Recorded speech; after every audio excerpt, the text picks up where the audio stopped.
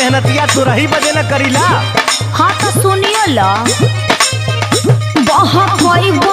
प्यार के न रस पाइबा रात से जिया पे रजऊ तो रस जाइबा।